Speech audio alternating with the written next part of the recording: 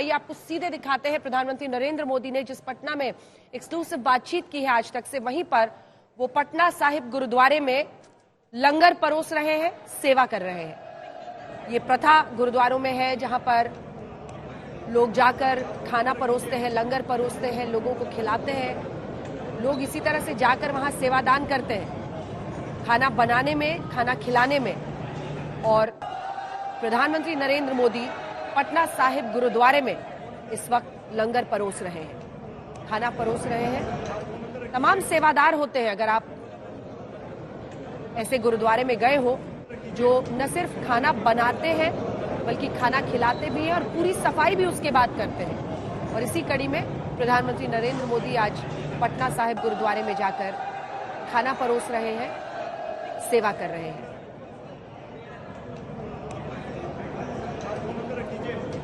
पटना में इससे पहले भी कई बड़े आयोजन गुरु गोविंद सिंह के नाम पर किए गए हैं, जिसमें प्रधानमंत्री पहुंचे हैं ऐसे आयोजनों में। और एक बार फिर आज पटना साहिब गुरुद्वारे में उनकी मौजूदगी, जहां पर वो जब चौथे दौर का मतदान देश में चल रहा है, आज वो लंगर परोस रहे हैं, एक सेवादार के रूप में आपको दिखाई दे रहे हैं।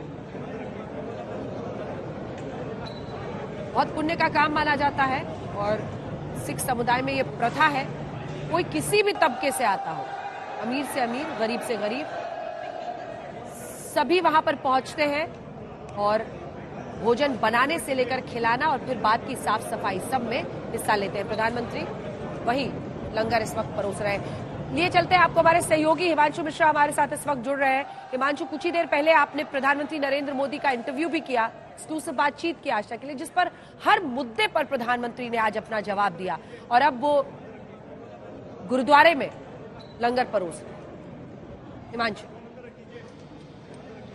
देखिए, बिल्कुल अंजना गुरुद्वारा जो है पटना साहिब गुरुद्वारे पहुंचे प्रधानमंत्री नरेंद्र मोदी और वहां उन्होंने जो है पटना साहिब गुरुद्वारे में जाके जो है अरदास की और उसके बाद पंगत को जो है अब खुद लंगर परोसने का काम जो है वो प्रधानमंत्री नरेंद्र मोदी ने किया है।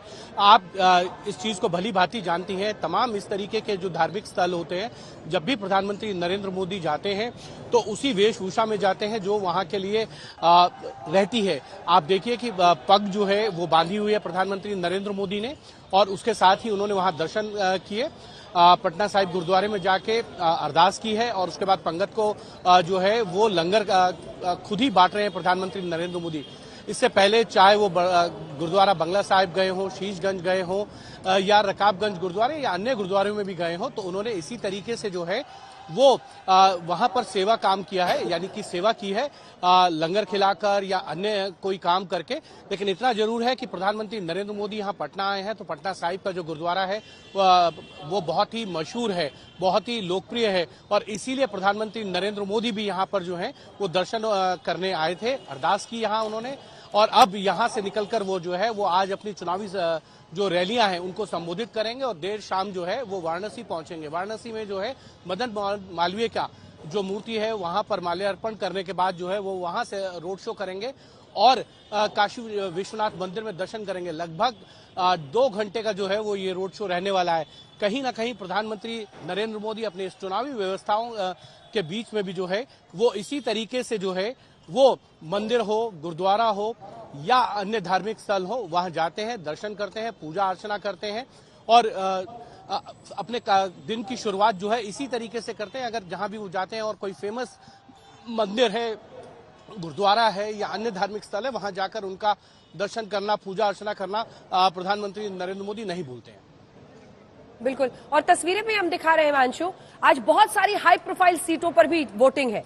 उत्तर प्रदेश पहुंचिए तो जिस यादव परिवार पर पीएम ने सबसे बड़ा हमला बोला, आज कन्नौज से अखिलेश यादव के लिए वहां पर चुनावी मैदान है।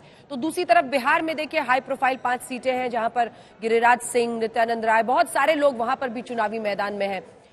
उन्नाव, साक्षी महाराज। लेकिन तेलंगाना, आंध्र प्रदेश जो मिशन साउथ है उसमें भी अगर अलायंस जेडीएस और टीडीपी के साथ हुआ है तो वहां पर भी अलग अलग तरीके से उम्मीदें कई दक्षिण के राज्यों से भी आगे बढ़ रही हैं और इन सब के बीच एक संदेश आज इस सेवादारी के जरिए भी दिया जा रहा है कि हर धर्म को लेकर, क्योंकि कई बार धर्म के आधार पर बहुत सारे आरोप पीएम पर लगते हैं, गुरुद्वारे में उनका पहुंचना एक संदेश भी है।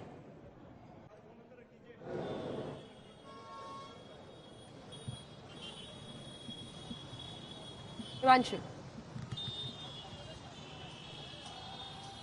देखिए, बिल्कुल संदेश प्रधानमंत्री की नरेंद्र मोदी की तरफ से दिया जाता ही रहा है। मैंने पहले भी आपको बताया कि तमाम देश के अन्य स्थानों पर भी वो गुरुद्वारों में गए हैं, ऐसा नहीं है। और जब भी वो जाते हैं तो आप देखेंगे वहां पगड़ी जरूर पहनते हैं, वो पग जरूर पहनते हैं, क्योंकि उनको मालूम है कि सिख धर्म के अंदर अगर आप जाएं तो वहां पर आपके जो सिर हैं, जो केश हैं, वो ढके हुए होने चाहिए। और इसका पालन प्रधानमंत्री नरेंद्र मोदी जो है वो भली भांति करते हैं। और मैंने आपको पहले बताया कि चाहे वो बंगला साहिब गुरुद्वारे, शीशगंज गए हों या रकाबगंज या जो है वो 350वीं जो है गुरु नानक जयंती के कार्यक्रम में वो लाल किले में उन्होंने शामिल हुए, तो उन्होंने उन्हीं सब नियमों का पालन किया जो एक सिख के द्वारा किया जाता है जब वो गुरुद्वारे में दर्शन करने, अरदास करने के लिए पहुंचते हैं। ठीक है हिमांशु, ये तस्वीरें हम अपने दिखा रहे हैं दर्शकों को, और इस बीच अब लिए चलते हैं उस घमासान की तरफ जिसमें सभी लोग अलग अलग जगहों पर हमारे सहयोगी मौजूद हैं। कई खास मेहमान यहाँ स्टूडियो में भी हमारे साथ हैं। शशि शेखर जी वरिष्ठ पत्रकार के तौर पर हमारे साथ जुड़ रहे हैं, संजय कुमार जी सेफोलॉजिस्ट, को डायरेक्टर लोक नीति CSDS के, और संगीत रागी जी एक एनालिस्ट के तौर पर हमारे साथ जुड़ेंगे। लेकिन 4 सहयोगी रवीश पाल सिंह उज्जैन से हमारे साथ जुड़ गए हैं, समझ श्रीवास्तव कन्नौज से हैं हमारे साथ, मौसमी सिंह हरदोई से जुड़ रही हैं, इटावा से भी हमारे सहयोगी हैं। लेकिन सबसे पहले आपके पास आते हुए समझ श्रीवास्तव, प्रधानमंत्री ने सीधा हमला बोला, और अगर आप देखें तो 5 सीटें जिसमें मुलायम सिंह यादव के परिवार की तरफ से 5 उम्मीदवार उतारे गए। और कन्नौज पर सबका इसलिए भी बहुत ज्यादा ध्यान रहा क्योंकि तेज प्रताप को एकदम आखिरी वक्त पर साइड करके और खुद अखिलेश यादव यहां पर चुनावी मैदान में उतरे। क्या दिख रहा है वहां पर? अब ये ताजा तस्वीरें आई हैं, थोड़ा सा आपको टेक रहे हैं अरदास करते हुए प्रधानमंत्री नरेंद्र मोदी। ये पटना गुरुद्वारा साहिब है जहां पर पीएम गए, और ये देखिए जिस सेवादारी की मैं बात कर रही थी, दरअसल भोजन बनाने से लेकर लंगर के निर्माण की प्रक्रिया में लंगर परोसने तक अपना श्रमदान किया। ये तस्वीरें आप देख रहे हैं। एक सेवादार के रूप में आपको प्रधानमंत्री नरेंद्र मोदी आज नजर आ रहे हैं पटना साहिब गुरुद्वारे में।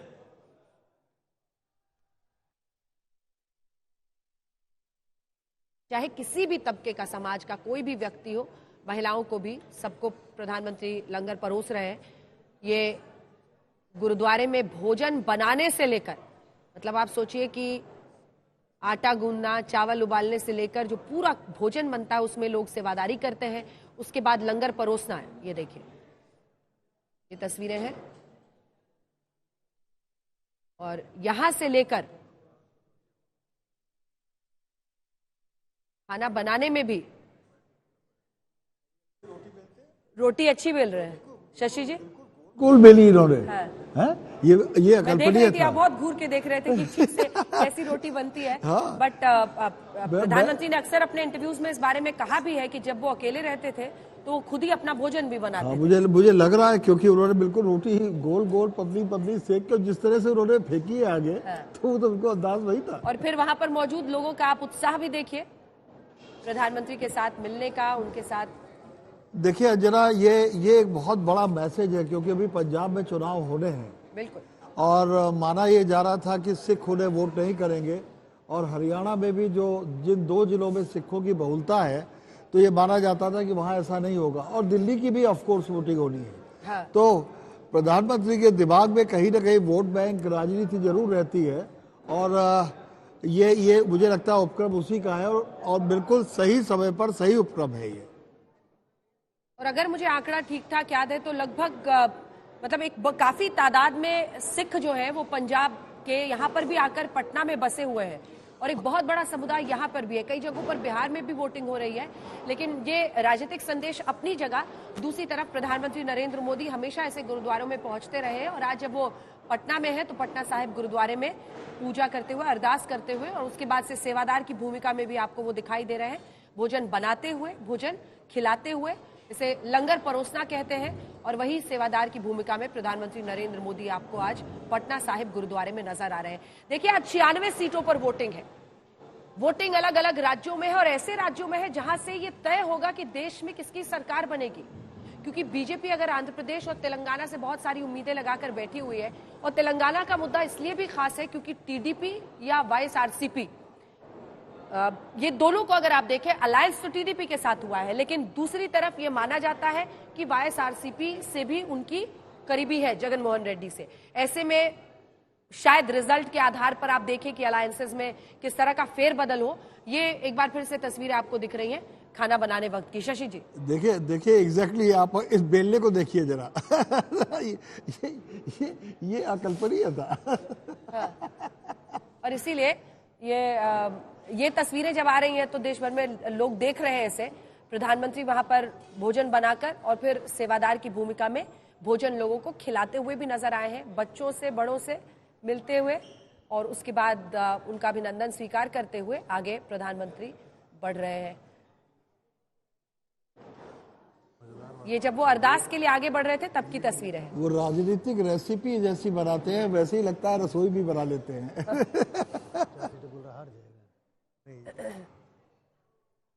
या रसोई से उन्होंने राजनीतिक रेसिपी बनाना सीखा। हाँ।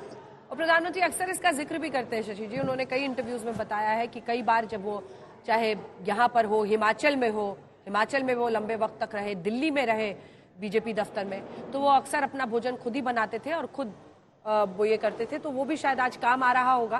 प्रधानमंत्री नरेंद्र मोदी आपको दिख रहे हैं पटना के गुरुद्वारा साहिब में, जब वो अरदास भी कर रहे हैं, एक सेवादार की भूमिका में भी है, वो भोजन बनाकर लोगों को खिलाते हुए भी, और वहां पर लोगों का उत्साह भी देखिए। महिलाएं, बच्चे सब उनके साथ वहां पहुंचकर तस्वीरें भी खिंचवाते हुए और पीएम उन सबका अभिनंदन भी स्वीकार करते हुए। तो ये सांकेतिक रूप से भी अगर आप देखिए, वोटिंग का दिन है, एक संदेश है। ये बाहर का भव्य नजारा आप देख रहे हैं, ये पटना गुरुद्वारा साहिब है, और ये पूरे पटना में एक तरह से आप कह सकते हैं एकदम चमकता धमकता हुआ एक ऐसा गुरुद्वारा है जिसकी तस्वीर, जिसकी पूजा के लिए, अरदास के लिए लोग आसपास से वहां पर पहुंचते हैं। पंजाब से बहुत ज्यादा लोग पटना आते हैं, और पटना में अगर आप देखेंगे जो बिजनेस कम्युनिटी खासतौर पर पटना और आसपास के इलाकों में है, पटना ही क्यों, आप रांची जाइए, झारखंड, इस पूरे इलाके में आप देखेंगे बहुत सारे लोग वहां पर आए हुए हैं। और उनमें से कई परिवारों से आप बात करेंगे तो कई लोग तो ऐसे हैं जो 84 के बाद इन जगहों पर पहुंचे हैं। तो ये भी एक बहुत बड़ा संदेश है। क्योंकि इन इलाकों को में घूमे, लगभग 100 सीटों पर हम लोग गए हैं अपने हेलीकॉप्टर शॉट से राजतिलक में, तो हमें अंदाजा है यहाँ पर जब आप जो सिख समुदाय के लोग हैं उनसे बात कीजिए तो 84 के बाद कई लोग आपको ऐसे मिलेंगे जो 84 के बाद इन इलाकों में आकर बसे हुए हैं, चाहे वो पटना है, चाहे रांची है, आसपास के कई इलाके हैं। और काफी आप समृद्ध समाज वहां पर इनका है, क्योंकि बिजनेस में काफी इन लोगों की पैठ होती है। और आप कई बार बिहार में, झारखंड में ऐसी बात कही जाती है कि आप इनको देखेंगे तो बहुत ज्यादा संघर्ष करते नहीं देखेंगे, क्योंकि सबने अपना अपना व्यापार खोला हुआ है, अपने व्यापार के जरिए वो अपनी रोजी रोटी कमा रहे हैं और काफी समृद्ध है। तो ये आज पंजाब में भी अभी वोटिंग होनी है, दिल्ली में भी होनी है, और पंजाबी समुदाय का के जो दंगे थे जरा, उसे मैंने एक पत्रकार के तौर पर अपने आंखों के सामने घटित होते देखा था, और उसके सैकड़ों दृश्य मेरी आंखों के सामने, सैकड़ों दृश्य आज भी मेरी आंखों के सामने आते हैं। लेकिन मैं आज एक सिखों की एक जबरदस्त खूबी के बारे में बताना चाहता हूं। मैं इलाहाबाद शहर में उस समय पोस्टेड था। एक सज्जन थे जिनकी बड़ी सी दुकान थी, वो लुट गई। मुझे बहुत दिनों बाद वो एक फटी कमीज पहने हुए केले का ठेला लगाए हुए दिखाई पड़े। तो मैं उतरा अपने स्कूटर से और मैंने उनसे उतर के कहा कि मुझे बहुत बुरा लग रहा है कि आप यहाँ पर हैं। तो उन्होंने कहा आपको बुरा लगने की जरूरत नहीं है, हम 1947 में भी ऐसे ही आए थे, लेकिन अब हम यहाँ से कहीं नहीं जाएंगे, हम अपने को फिर से जमाएंगे। आज उन्होंने अगल बगल की भी 2 दुकानें खरीद ली हैं और उस मार्केट के सबसे बड़े दुकानदार हैं वो।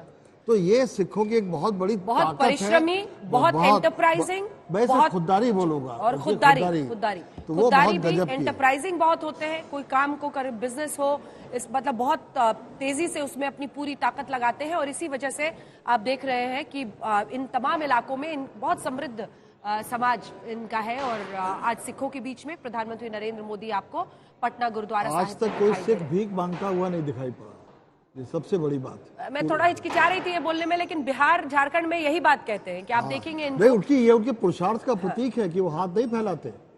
तो ये उनके पुरुषार्थ का प्रतीक है, इसमें कहीं कोई दो राय नहीं।